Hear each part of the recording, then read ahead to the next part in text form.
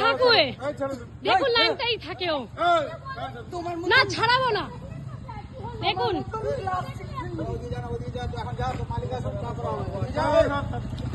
দেখুন আমরা তো যাচ্ছি আমরা তো বাইরে দাঁড়িয়ে আছি ও কেন আসছে ও কেন আসছে আমরা তো বাইরেই রয়েছি Look at you, so ugly. You will only find origin to fuck. Look at my.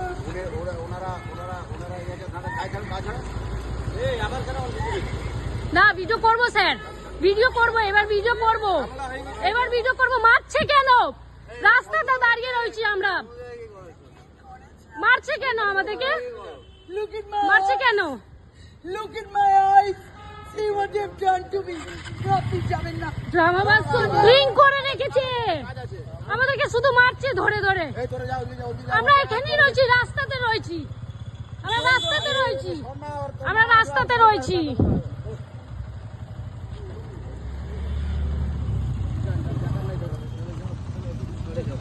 আমরা সাইডেই রয়েছি স্যার আমরা সাইডেই রয়েছি স্যার হ্যাঁ আমরা নিচেই 5টা থেকেই রয়েছি sir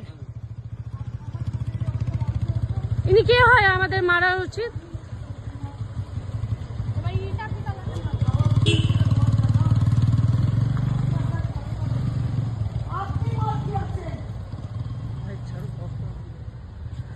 You take a video, Nisha. Your mother fucked my father-in-law. You want a video? I'll tell you the video. You want a video? I'm giving you a video. Your mother fucked my father-in-law. Your mother is a what is the word? Prostitute. You also I have no problem. But your mother is a you also Your mother is a prostitute. Take the video. Take the video. Take the video. Your mother is a prostitute. You know how I know? You want me to send you a video, Nisha? You love videos, right? I'll send you a video of your mother fucking my father-in-law. Just give me your number, please. What's your number?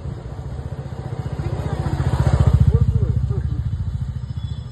হাওল আছে Okay, don't. I'm so scared. I'll send the video on the internet. Motherfucking bitch! And if you go up here. Are you fucking my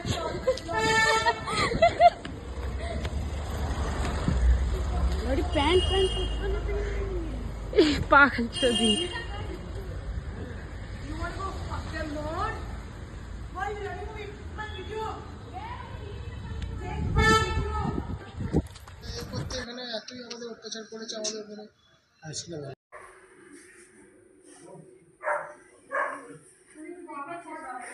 মানুষ কখন কি করে বসে বোঝা মুশকিল এইভাবে চলে গেছে Yes. কি অবস্থা কি বাবা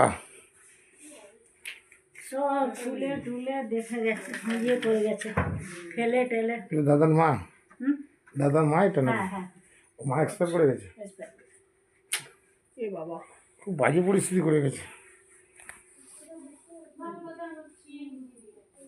সব ঘুটিয়ে মুটিয়ে আমরা হাসপাতাল আচমকা দরজা বন্ধ ছিল তো লক করা ছিল তো খুব শোচনীয় অবস্থা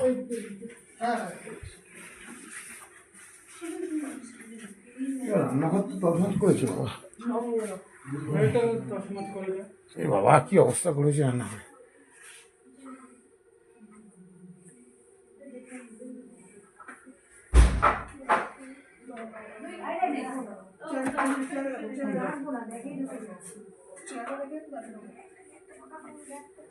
পরে নিও এগুলো করে নাও হয়েছে তোমার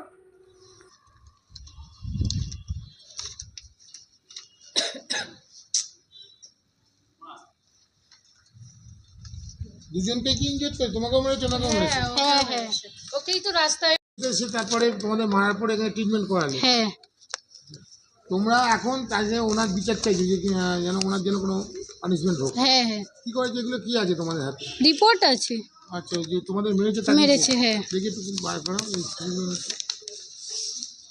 এরকম করে ধরো দেখি। আপনারা হসপিটালে এসেছেন, আপনাদের প্রতি শুনেছি থানা থেকে মারধরও করেছে। হ্যাঁ, কি ঘটনা ঘটেছে এবং কি কারণে আপনারা এখানে এসেছেন? প্রথমে তো ও জানে, আমি তো ঘুমিয়েছিলাম। আগে তুই বল তোর সাথে কি হয়েছিল। ঘটনাটা কি আছে পুরো প্রথম থেকে একটু শুনতে চাই আমরা। উনি আসলো, ঠিক আছে, উনিটা কে? ওনাকে আমি চিনি না, আচ্ছা, যাই হোক। ওনাকে চিনি না। উনি মানে বেল দিল, তারপরে দরজাটা মানে একদম কি বলে ভাঙার মতন করে দিল, ধাক্কা দিল। মদ খেয়েছিল, এসে দাদাকে আগে খুঁজলো, তার বাদে আমাকে মানে মারা স্টার্ট করে দিল। তার বাদে উনি কারণে মারলো? জানি না। হ্যাঁ, আমি ওনাকে আমাদেরকে বলছিল বারবার কি যে অরিজিৎকে ফোন করো, অরিজিৎকে হ্যাঁ। ফোন করো। তোমরা কি অরিজিতের বাড়িতে থাকো, কাজ করো? হ্যাঁ, আচ্ছা, তা অরিজিতের সঙ্গে ওনার মিসেজের যে সম্পর্কটা তো খারাপ শুনেছি, কিন্তু তোমাদের গায়ে হাত দিল কেন? আমরা জানি না। ওকে মারছিল, তারপরে আমিও বেরিয়েছি, আমাকে- আমাকেও মারধর আরম্ভ করে দিয়েছে ও। সেটা আমাকে- থানা পুলিশ অব্দি করালো কেন? কি কারণে থানা পুলিশ অব্দি করালো কেসটা? সেটা আমরা তো জানি না। আমি তো এসেছিলাম, আমাদের গায়ে আচমকা হাত দিচ্ছে, তা তোমরা জিজ্ঞেস করে আমাদের মারছেন কেন? আমার কথাটাই শুনছে না তো। বলছে নাকি তো তোমরা কাজ করো, এই জন্য হ্যাঁ। আমি তোমাদেরকে মারছি। ওনাকে খুঁজছে, বলছি মানে ওনা তো উনি নেই, এখনো হসপিটালে গেছে, তারপরেও মারছে।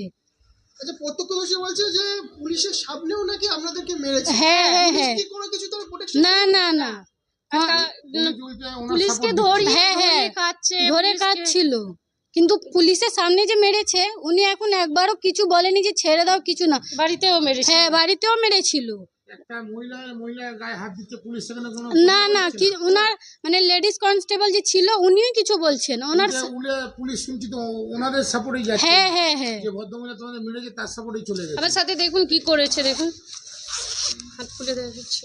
দেখা যে কি করেছে তোমাদের। হ্যাঁ, আমার খোলতো এই বাবা, দেখুন এখানে কি দিয়ে মেরেছে এখানে? মানে ওই ও সব করেছে। হাতে কি ছিল? হাতে মানে স্টিচ পড়েছে নাকি? হ্যাঁ, না স্টিচ হয়নি, না, এতটা কেটেছে। মানে হাতে এমনই মেরেছে। হ্যাঁ, আমি তো আমার কাছে একটা ভিডিও এসেছিল যে তোমাদেরকে দেখলাম চুলের মুঠি ধরে মারছে, ব্যাপারটা কি বুঝতে পারছি না। ও আমাদেরকে তাড়িয়ে দিয়েছে, তারপরে নিচে এসে পুলিশও বলছে ওর বাড়িতে যাবে না, আর ওনার বাড়ি নেই হয়তো। তোমরা এখন কি চাইছো? আমি তোমরা শাস্তি হোক। হ্যাঁ, আমাদেরকে মারলো কেন ওরা? কিসের জন্য মারলো? মারা তো হ্যাঁ, এটাই তো বলছি, আমাদেরকে মারলো কেন? বিনা কারণেই মারলো। হ্যাঁ, ও কি হয় আমাদের? কথাই মারবে কেন? বলছে না, কোনো কথা বলছে না। ওনার বিরুদ্ধে কি স্টেপ নিতে চাইছো? তোমরা শাস্তি হোক। হ্যাঁ, মানে বিনা কারণে আমরা কেন মারবো? মার খাবো। হ্যাঁ, পুলিশও কিছু বলছে না, ওনারই সাপোর্টে। আমি একজন উকিল এবং 2 টাইম ক্যান্সার সার্ভাইভার। এই দেখতে পাচ্ছেন মাথায় অপারেশনের এখনও আছে, 2বার রেডিয়েশন হয়েছে, একবার ওরাল কেমোথেরাপি হয়েছে, এবার 1.5 বছর চলেছে। কিন্তু ইতিমধ্যে আমার বউয়ের সাথে সম্পর্ক খারাপ হয়ে যায়, খুবই অপমান করতো। দিল্লির যে ঘটনাটা, দিল্লির গুড়গাঁওতেই বলছি, তখন আমরা গুড়গাঁওতে ছিলাম, তখন গুড়গাঁওতে দুজনেই চাকরি করতাম।